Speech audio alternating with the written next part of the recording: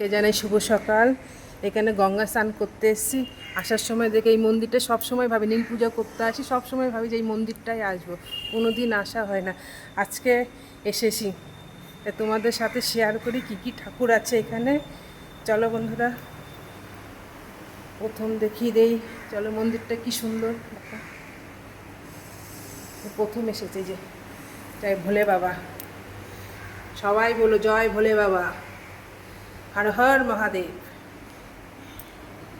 এদিকে একটা আছে মাতা রানী, মা দুর্গা। দেখো,